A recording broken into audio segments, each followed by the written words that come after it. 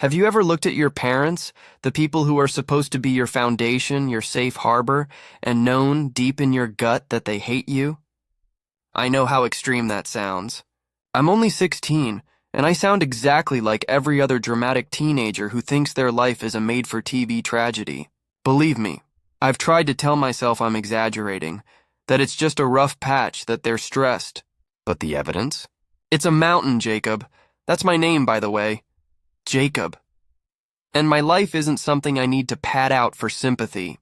If anything, I have to constantly edit the truth in my own head just to make it survivable. What if the people who gave you life actually spent that life punishing you for something you don't even remember doing?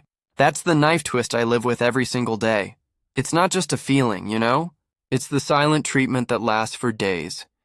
The way their eyes glaze over when I try to talk to them. Or the fact that every single conversation, every single request, every single moment of possible connection eventually circles back to one horrific, defining moment from when I was 3 years old. 3. A tiny, defenseless, terrified kid who couldn't even tie his own shoes.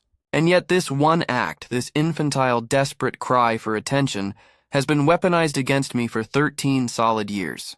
What kind of parent holds a 3-year-old's mistake against him for over a decade? I'll tell you, the kind who are looking for an excuse.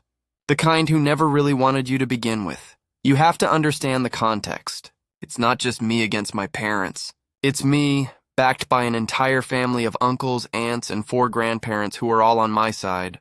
They've seen it. They've lived it. They've pleaded with mom and dad. They've even screamed at them.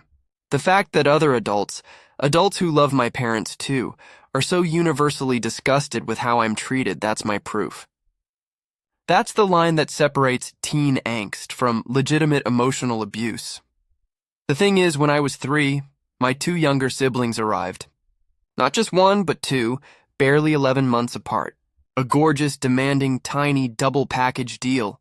I went from being the sun in their orbit to a speck of dust they kept trying to brush away.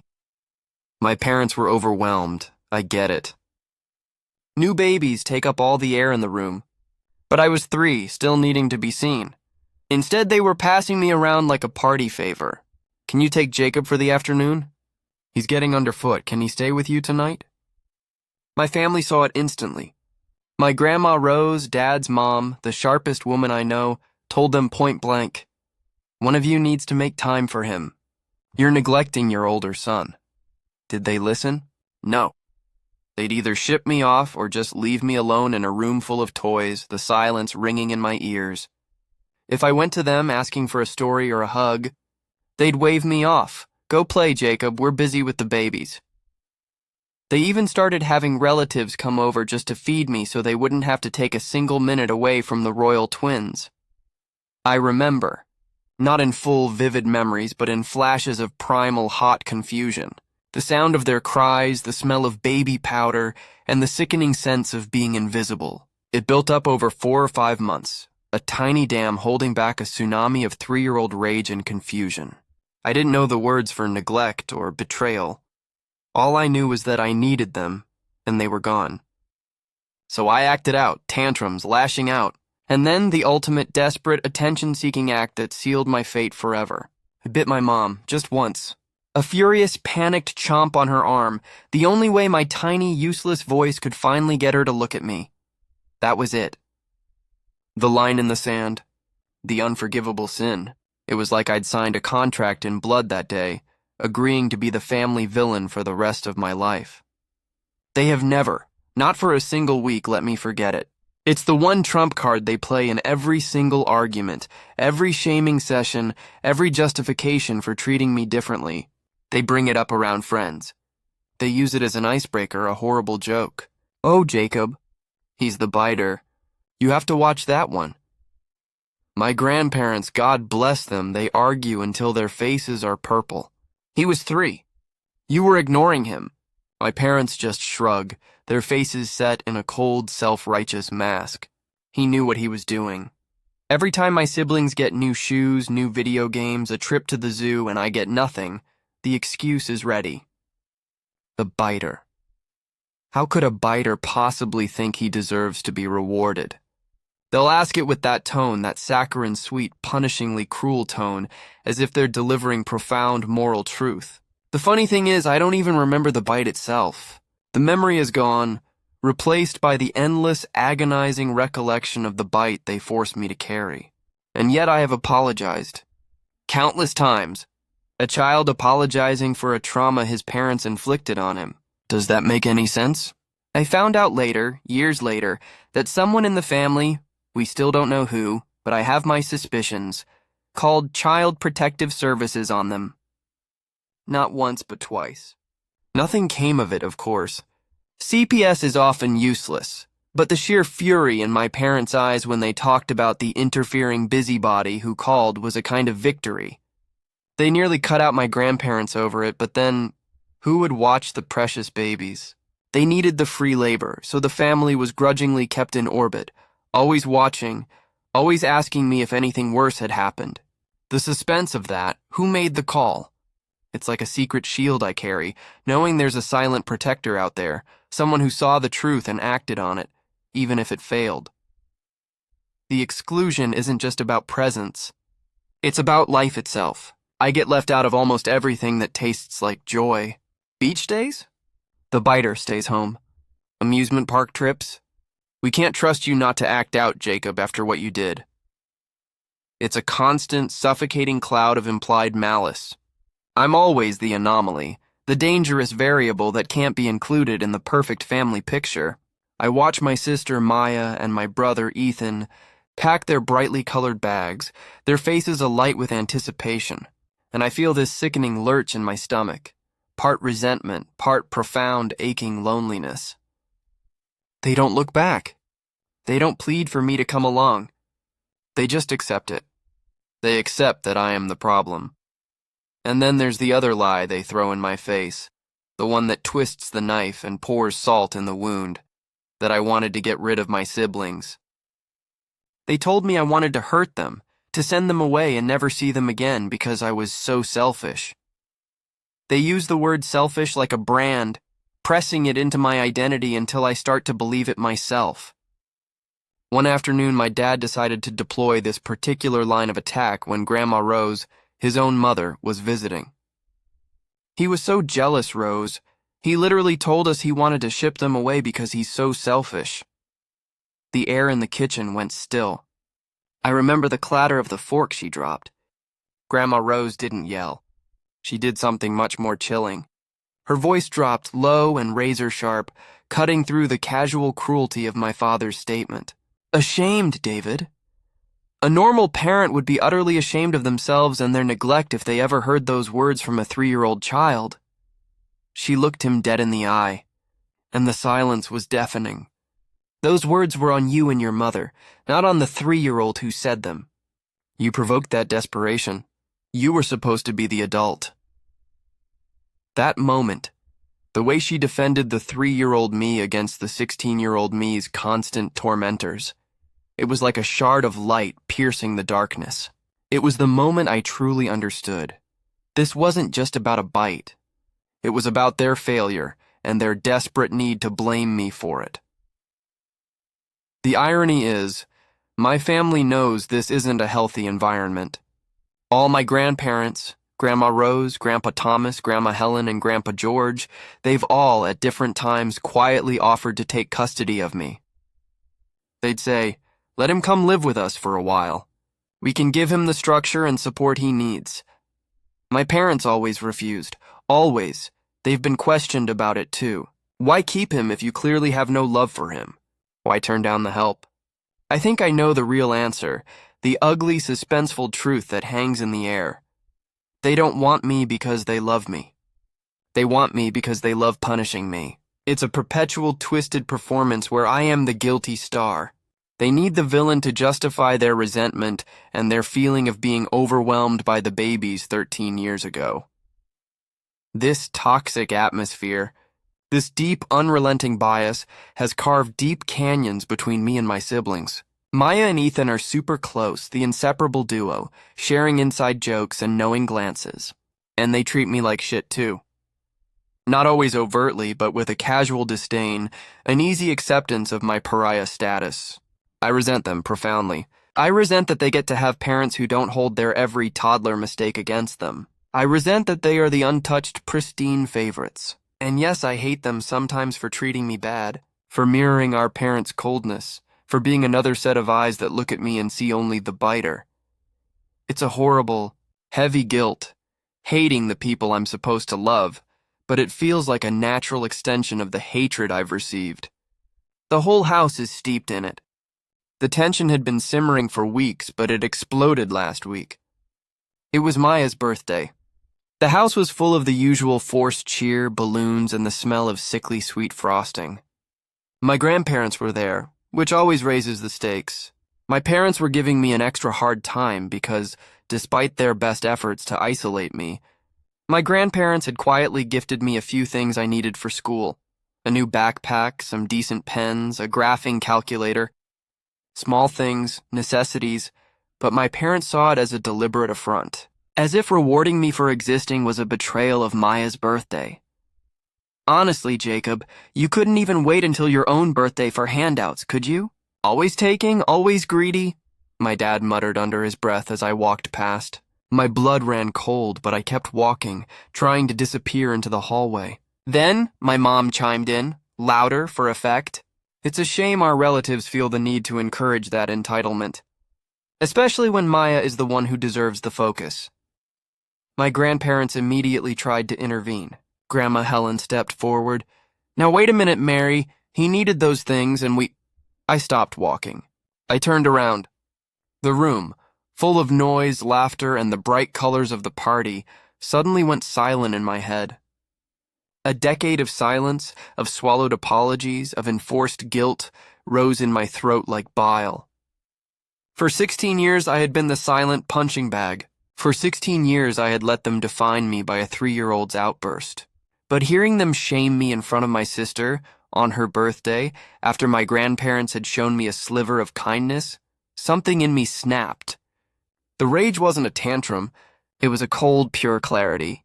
A terrible voice of truth that I couldn't stop. I used my voice for the first time, the real, raw voice of Jacob, not the scripted, apologetic drone they demanded. I walked back into the living room, my legs feeling like lead, but my chest burning with a furious, cold determination. The light from the birthday candles flickered, momentarily turning the room into something sinister. My parents were facing my grandparents, ready for their usual defensive siege. I stood right between them. My voice came out surprisingly steady, not a scream, but a low, dangerous rumble. It sliced through the tension that hung thick in the air. "Why?" I asked, looking directly at my mom first, then shifting my gaze to my dad. It wasn't a question asking for information. It was an accusation seeking a confession. "Why do you hate me for something I did when I was 3, when it was caused by your crappy parenting in the first place?" The words hung there, heavy and undeniable, dropping into the festive atmosphere like a bomb. Everything stopped. The casual chatter from the edges of the room died instantly. Maya and Ethan, who were giggling over a new toy, froze. My parents' faces, usually masks of entitled disapproval, fractured. For a split second, I saw raw, sickening panic in my mother's eyes, quickly replaced by pure, volcanic fury. My father's jaw dropped, his face turning an alarming shade of crimson. My grandfather, Grandpa Thomas, was standing near the mantelpiece.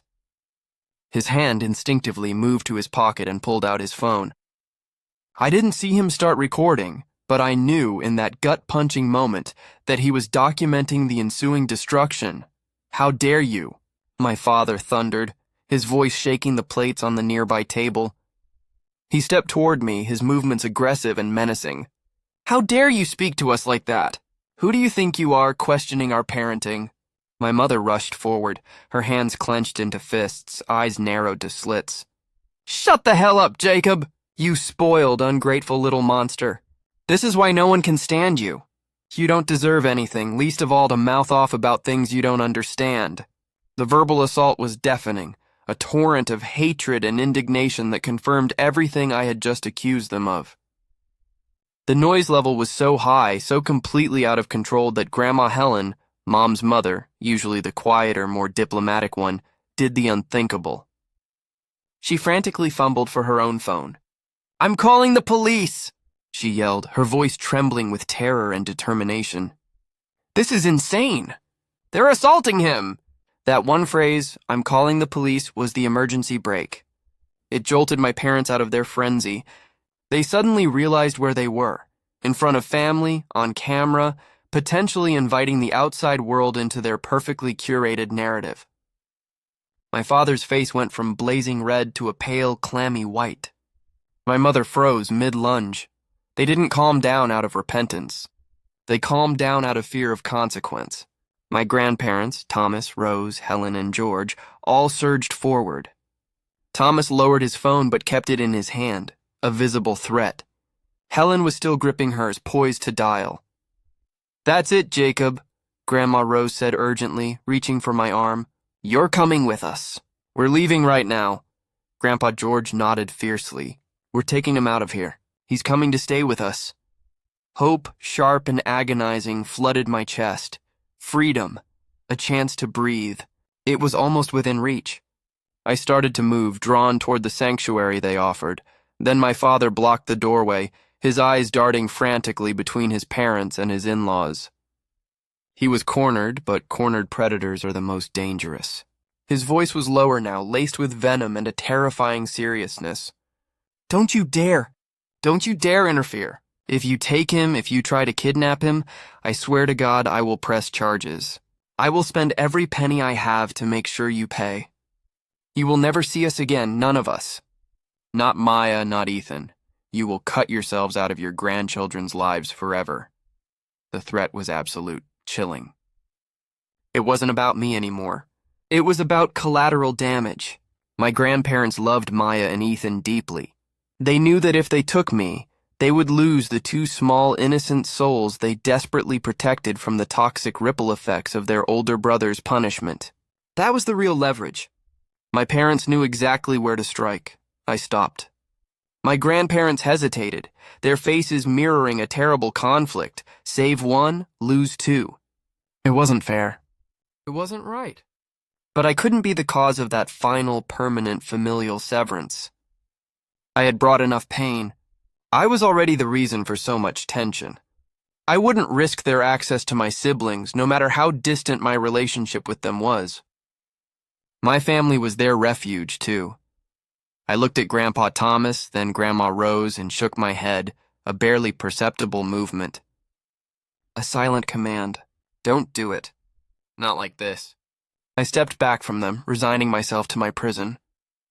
"I'm staying," I whispered, the words tasting like ash. I stayed because I wouldn't risk them getting into legal trouble. I wouldn't risk the police getting involved, turning a family conflict into a kidnapping charge, and permanently isolating my grandparents from the only joy they had left in this house. My only way out, I realized with a crushing certainty, had to be official. I had to be removed, not stolen. The silence that followed was heavy with defeat and lingering malice. The party was over. The family left quickly, their eyes full of pity and unresolved anger. My parents watched them go, their victory cold and absolute. My stand didn't liberate me. It only intensified my captivity. The last week has been a descent into a new level of hell.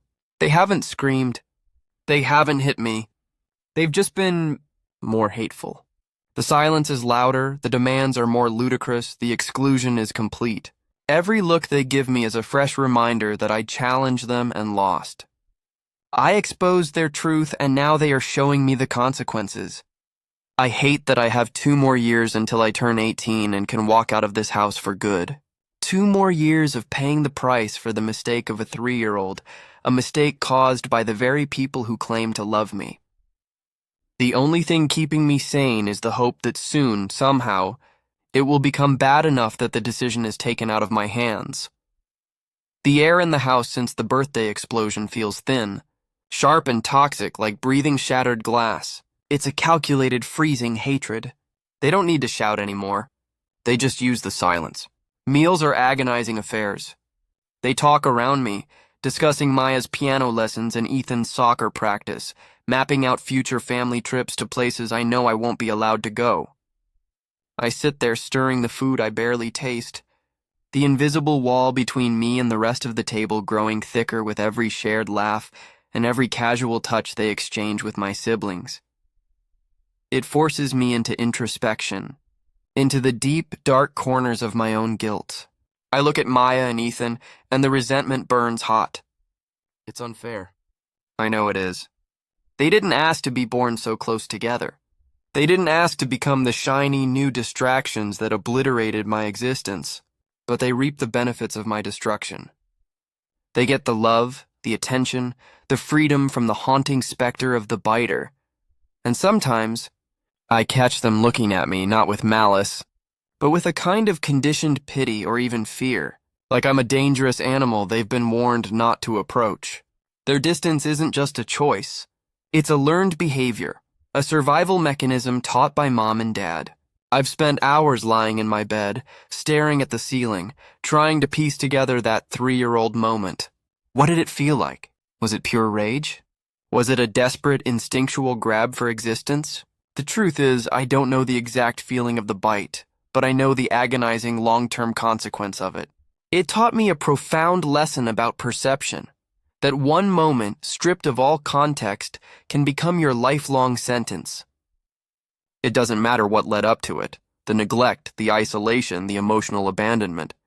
All that matters is the bloody endpoint, the evidence they can parade. I started seeing the irony in all of this. My parents, who are obsessed with manners and appearances, are fundamentally incapable of self-reflection. They have built their entire parenting structure on deflecting blame. They couldn't cope with the stress of 3 young children, and instead of seeking help or adjusting, they designated a scapegoat. I am the reason for their misery. Therefore, they are justified in their coldness. It's a closed loop of self-righteousness, a perverse form of self-therapy where my suffering maintains their emotional equilibrium. And the more I stood up for myself, the more I exposed the truth of their negligence, the harder they clamped down on the punishment. It's proof that I am the one who is still acting out, still selfish, still the biter. One afternoon, I found Grandpa Thomas's business card tucked under my bedroom door. A silent communication passed during a quick, strained visit. On the back, he had scribbled a quote from Grandma Rose. Never accept a life sentence for a crime you didn't commit. It wasn't a plan to escape. It was a psychological lifeline. It was a reminder that my version of the story, the truth, was validated by the people whose opinions I trusted. I know I have to survive these next 2 years. I've replayed the scene from the birthday party 100 times. Was I right to stand up? Absolutely. Did it make my life harder? Without a doubt. But that moment of truth, that release of the pressure I'd carried for years, was worth the intensified punishment. It was a declaration of independence, a refusal to apologize for their failures anymore. My new resolution is this. I will not give them the satisfaction of a visible breakdown. They want me to crumble, to apologize again, to beg for their love. I won't. I will become a gray shadow in this house. I'll focus entirely on my grades, on saving every cent from my odd jobs, on preparing for the day I turn 18 and walk out of here with nothing but a packed suitcase and a clear conscience. I will build the life they tried to destroy. I will use the memory of that suffocating hatred as fuel, not as a chain. The deepest, most enduring lesson I've learned is that the damage they inflicted on me wasn't about the bite. It was about their choice every single day to be cruel, and my choice going forward will be to be free. I realize now that the most painful resentment isn't toward my parents, but toward the lost child, the 3-year-old Jacob who needed them so desperately and got rejection instead. My final act of rebellion isn't against them. It's a promise to that lost boy that one day I will be the parent he deserved. The silence in the house is an active noise now. It's the sound of 13 years of unresolved resentment echoing through the empty rooms. The kind of silence that demands you listen to your own painful thoughts. I've started retreating entirely, not just physically but mentally. My room isn't just a bedroom.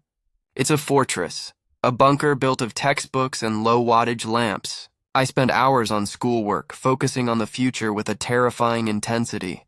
Every A I earn is a tiny act of defiance. Every scholarship application is a blueprint for escape. I often think about the nature of guilt. My parents loaded me up with this monstrous, corrosive feeling. Guilt for being needy, guilt for being visible, guilt for the primal act of biting. But since I found the courage to speak the truth, to call their negligence what it was, the weight has shifted. The guilt is theirs now, even if they refuse to acknowledge it. What I feel is not guilt, but a profound, exhausting sadness for the family we could have been. A sadness for the simple, uncomplicated love I watched Maya and Ethan receive, a love I was permanently excluded from. The irony of the CPS call still fascinates me. Someone, a person I love, risked everything for me. It's a silent, powerful covenant. I often try to figure out who it was. Was it Grandpa George, the quiet one with the intensely watchful eyes? Was it Grandma Helen, whose immediate instinct was to call the police during the fight? The suspense of not knowing is a strange comfort. It means I have a guardian angel, a witness who validates my reality. They are my counter-narrative, the people who refuse to accept my parents' definition of me. My focus has shifted from why they hate me to how I will survive them. The why is irrelevant now. The how is everything. I've realized that their punishment isn't necessarily about teaching me a lesson. It's about controlling the narrative of their own lives. They need me to be the monster so they can be the long-suffering, saintly parents who endured the tragedy of the terrible firstborn. My life is their moral shield. This realization is the true turning point. The climax wasn't just a shouting match. It was the moment I chose to stay. Not out of obedience, but out of strategic self-preservation, protecting my grandparents from the legal fallout. That decision transformed me from a victim seeking rescue into a prisoner planning an escape. It instilled a cold, adult patience that is terrifyingly effective. I try to interact with Maya and Ethan as little as possible. The resentment still burns, but I'm trying to reframe it. They aren't the problem. They are just casualties of the same toxic system, only positioned differently. They grew up believing the narrative, Jacob is the difficult one. I can't blame them entirely for accepting the air they breathe, but I won't forgive their cruelty either. The chasm between us is permanent, carved by 13 years of unequal treatment. That is perhaps the deepest, most regrettable consequence of my parents' actions, the destruction of sibling bonds. 2 more years. It feels like an eternity, but I measure time in small victories. The successful college application, the hidden savings account balance, the quiet, reassuring texts from Grandma Rose that remind me the outside world is real and waiting. I have accepted the bitter, hidden moral of this story. Sometimes the greatest act of love a parent can perform is the act of letting go, of not weaponizing a child's vulnerability. And conversely, the greatest act of self-love a child can perform is the act of demanding their own truth.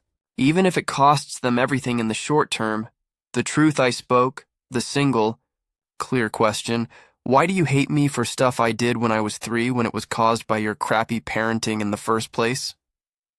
That wasn't just an accusation. It was my liberation. It was the moment I stopped begging for their love and started preparing for my freedom. My parents may still hold the physical keys to this house, but I hold the key to my future. And that is a victory no amount of silent hatred can take away. The ultimate resolution isn't reconciliation, it's separation. It's the painful, necessary realization that to survive, I have to let go of the fantasy of having loving parents and embrace the reality of saving myself. If you were in my situation, facing 2 more years of relentless emotional punishment for a toddler mistake, and your only path to freedom meant risking the safety of the people who protected you, what would you do? Would you keep your head down and wait, or would you find another way to force the issue?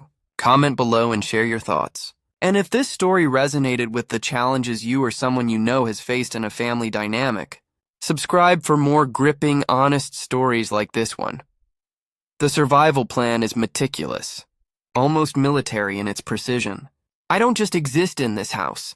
I execute a daily strategy of minimal contact and maximum progress. I wake before they do, often running or lifting weights in the cold garage. It's not just for fitness. It's a way to feel the physical ache of exhaustion that supersedes the constant emotional ache of rejection. When I'm gasping for air, the noise of their hatred fades, replaced by the pure, neutral sound of my own heartbeat. My job at the local bookstore is my second fortress. It's not much, shelving and dusting, but the manager, an older woman named Eleanor, treats me like a person. She asks me about my day, about the books I'm reading, and she pays me in cash every week. That cash is stacked meticulously in a safe deposit box at a bank across town, a silent, growing monument to my independence. Every dollar is a nail in the coffin of their control. The money isn't just for college. It's for the first month's rent on a cheap apartment for bus fare, for the freedom to buy a coffee without asking permission. I realize that my parents' cruelty has ironically forced me into a hyper-maturity that my peers haven't had to face. While other kids are worrying about dating or getting their driving licenses, I'm navigating complex psychological warfare. This intense focus on self-reliance is both a blessing and a curse. It has isolated me further, but it has also forged an inner strength that feels unbreakable. I don't depend on them for anything other than a roof over my head, and even that dependency is temporary. I often observe my mother specifically. She is the keeper of the story, the one who brings up the bite with the most theatrical flair. I see the tightness around her mouth, the flicker of anxiety in her eyes when she thinks no one is looking. I wonder, does she ever regret it? Does she ever look at me and see the 3-year-old she abandoned, or only the weapon she created? I suspect the truth is more complicated than simple hatred. It's probably fear that my existence exposes their inadequacy. And fear is a much harder thing to forgive than straight malice. Malice is clean. Fear is messy and cowardly. The emotional suspense still hangs heavy whenever my grandparents visit. These visits are excruciating diplomatic missions. My parents are always on high alert, watching for any sign of interference. The grandparents, in turn, use silent codes, a quick, firm squeeze of the shoulder, a meal prepared just for me that mysteriously appears on my desk, a fleeting glance that says, "We haven't forgotten." That connection, that network of love and resistance is my invisible armor. It reminds me that I'm not crazy, that my reality is shared and validated. There's a dark poetry in the whole situation. They tried to teach me a lesson about biting, about being bad. But the real lesson I learned was about the corrosive power of holding on to past pain and the profound injustice of using a child as a scapegoat. Their failure isn't just in parenting, it's a failure of humanity. And my victory will be proving that the kid they labeled the biter is capable of more love, honesty, and grace than they ever were. I keep the grandfather's written quote tucked into my wallet now, folded neatly beside my bank card and library card. Never accept a life sentence for a crime you didn't commit. It's not just a statement, it's my personal mandate. Every day I live under their roof, working towards my escape, I am refusing that sentence. I am rejecting the narrative they wrote for me. The real thrill now is not in the confrontation, but in the quiet, methodical sabotage of their authority through my own success. The ultimate emotional high will be the day I finally, irrevocably sever the cord, leaving behind not a screaming villain, but a composed, self-made man. That is the final, satisfying twist I'm working towards. The atmosphere of the house has become a kind of low-grade thriller. Every footstep on the stairs, every sudden opening of a door, sends a quick jolt of adrenaline through me. I've developed hypervigilance, an ability to read the minute shifts in my parents' moods, the specific way my mother clears her throat, the cadence of my father's sigh that signals whether I need to make myself smaller or prepare for a fresh verbal volley. It's exhausting, living every moment on high alert, but it's crucial for survival. I need to avoid any transgression that could justify a further tightening of the screws, or worse, jeopardize my grandparents. The hardest part, perhaps, is the isolation from my peers. I turn down almost every social invitation. How do I explain to a friend that I can't go to the movies because my parents are actively punishing me for something I did at age 3? It sounds absurd even to me. So I invent excuses. Too much homework? A fictional illness, the classic, I'm busy. The truth is, I'm terrified of bringing anyone near this place. Terrified they might see the full scope of the dysfunction and either pity me or confirm my parents' narrative that I'm too much trouble. My only confidant is the notebook where I pour out these confessions, filling page after page with the raw, uncensored truth. My relationship with Maya and Ethan is a study in calculated distance. They are teenagers now too, navigating their own social worlds, but they remain fiercely loyal to each other and, by extension, to the narrative that keeps them safe. I sometimes catch them listening when I'm being criticized, and the expressions on their faces are a mix of awkwardness and relief. They're relieved it's not them, and they've been conditioned to believe I deserve it. They never offer comfort, never speak up. Yet a few weeks ago, something happened that gave me a flicker of complicated hope, or maybe just deeper despair. I came home late from work, exhausted, and found Ethan, who was 15, sitting on the steps near my room. He looked uncomfortable, fidgeting with his phone. "What's up?" I asked, bracing myself for a cutting remark or a demand. He avoided my eyes. "Mom and Dad are fighting about the finances again. Dad yelled that they spend too much money on your useless school crap and that you should be paying for it." I leaned against the doorframe, suddenly weary. And nothing. They just, kept going, saying how you don't appreciate anything, even when Grandpa gave you the calculator. He paused, and for the first time, his voice lost its usual defensive edge. "I heard Dad say, he said he wished they'd taken Grandpa up on the offer to take you when you were little." The air went cold. This was the first time I'd heard their dark, secret thoughts unfiltered, pass through a nervous messenger. "Thanks for the intel, I guess," I said, my voice flat. Ethan stood up quickly, eager to leave. He didn't meet my gaze, but as he turned to walk down the hall, he mumbled something I barely caught. "It's messed up, Jacob, all of it." And then he was gone. I stood there stunned by the sheer, unvarnished honesty of his admission. It wasn't an apology or a gesture of support, but it was a crack in their united front. Ethan saw it. He knew it was messed up. That single mumbled sentence was more significant than any external validation. It meant that even the children indoctrinated into the system could still recognize injustice when it was laid bare. That incident didn't soften my stance, but it added a layer of profound sadness to my escape plan. I'm not just leaving behind two antagonistic figures. I'm leaving two kids who are trapped in their own way, forced to align with the power structure to survive. My freedom will be their continued responsibility. That thought, the knowledge that I'll get out while they stay, adds a new, sharp edge to the suspense of my last 2 years. I have to make it.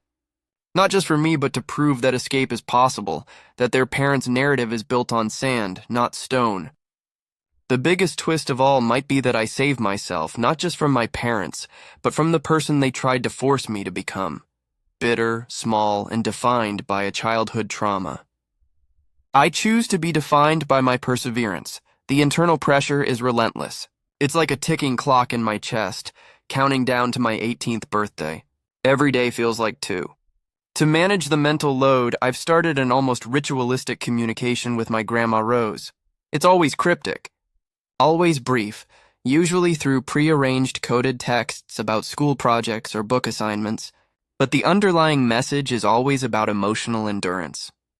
One afternoon, I texted her about needing a specific volume of Shakespeare for my project. She replied almost instantly, "The volume you need is The Tempest. Jacob, remember who controls the elements." It was a subtle, powerful message. Prospero, the wrong duke, exiled and isolated, who learned to master the magical elements and ultimately engineered his own triumphant return and freedom. It was her way of telling me to keep mastering my circumstances, to control the only element I could, my own mind. This focus on the internal has become my most effective defense. When my father makes a cutting remark about my lack of ambition, or my mother snubs me in front of company, I don't engage. I repeat my mantra drawn from Grandma Rose's text: control the elements. Be the master of your own storm. The lack of reaction frustrates them, and their frustration is my silent victory. They thrive on the drama of my guilt. My stoicism starves them of oxygen.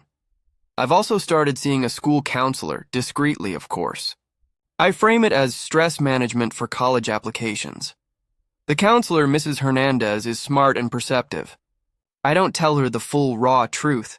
I can't risk the official machinery getting involved unless I'm ready. But I describe the feeling, the chronic exhaustion, the pressure of expectations, the isolation. She never pressures me to disclose more, but she provides validation. She helped me name the feeling conditional love. The realization that their love was always conditional, contingent upon me fulfilling their narrative of the dutiful, guilty older son, was freeing. You can't mourn the loss of something that never truly existed. This shift in perspective is the ultimate twist in my personal story. I no longer view myself as the victim of their hatred, but as the survivor of their flawed love. The bitterness is being slowly replaced by a detached, objective understanding of human failure. My parents aren't malicious geniuses. They are just broken people who chose the easiest path to cope with their own inadequacy, and that path ran straight through my childhood. The most terrifying suspense is the thought that something might happen to derail my plan. A sudden financial disaster, a parent losing their job, a surprise move to another state. Anything that would break the stability I need to complete my education and save my money. Every unexpected late-night family conference sends a spike of panic through me, knowing that my fate is still, technically, tied to theirs. But I keep pushing forward, propelled by the memory of my voice ringing out on Maya's birthday. The moment I asked them why they hated me, it was raw, it was chaotic, and it made my life demonstrably worse, but it was the one honest thing ever said in that house. And honesty, I've discovered, is the fastest route to true emotional freedom. It ripped the masks off their faces, exposing the cowardice beneath the cruelty. I wouldn't take it back for anything. The cost was high, but the price of remaining silent, of continuing to wear the mantle of the biter, was my soul. I look at the calendar in my room now. The days marked off in bold red X's. 2 years, but really it's just 730 days. Each day is a battle won. Each silent, successful day brings me closer to the moment I can stand in the doorway. Suitcase packed, ready to leave, and finally deliver the resolution. Not a scream, not an accusation, but the simple, quiet truth of my departure. A resolution built on my own terms, earned through 2 decades of injustice. The final stretch of the 2 years felt like walking through deep mud, slow, grueling, but with the finish line finally in sight.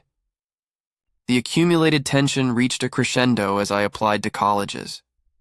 Every acceptance letter that arrived, letters I intercepted before my parents could even see the mail, was a quiet hammer blow against the walls of their prison. I applied far away, seeking the absolute geographical and psychological distance necessary to ensure a clean break. The last few months were defined by a strange, almost surreal sense of peace. I had completely detached. My parents' taunts and snubs were just background noise, the static of a channel I no longer tuned into. They still brought up the bite, but now when they said, "A biter doesn't deserve this," I would just look through them, mentally reviewing my college financial aid package. Their words lost their power because they no longer held the key to my future. My siblings, Maya and Ethan, noticed the change. I wasn't volatile or sad anymore. I was simply absent. They tried awkwardly to engage me a few times, perhaps sensing the impending vacuum my departure would create, but the years of calculated distance were too wide to cross in a few weeks. The only genuine farewell I offered was the silent promise that if they ever needed refuge from the toxicity, my door would be open, years from now, when they were old enough to understand the full weight of what had happened. The day I left was meticulously planned. It was a Saturday in late August, 2 days before I was supposed to fly out to the East Coast for university. I had told them I was going on a weekend camping trip with my only remaining friend, a lie to ensure they were relaxed and unsuspecting. I had already moved my essentials bit by bit into my grandparents' homes, who were aiding my escape with meticulous secrecy. I stood in my room, the space where I had endured over a decade of emotional warfare, now bare save for the stripped bed and a clean desk. I saw the faint indentations in the drywall where I had once punched the wall in a rage after being excluded from a Christmas trip. I didn't feel rage now, only a vast, empty calm. I didn't leave a dramatic note. I didn't confront them one last time. I realized the ultimate resolution wasn't delivering a final, satisfying punchline. It was the quiet, absolute act of walking away and never looking back. They didn't deserve a climactic monologue. They deserved silence. I walked downstairs, my small final bag, containing my laptop, documents, and the bank book in my hand. My parents were in the kitchen, casually discussing dinner plans. "I'm leaving now," I said. My voice was low, polite, and completely devoid of emotion. My father looked up, annoyed. "Fine, be back by Sunday night. And don't forget to call your mother."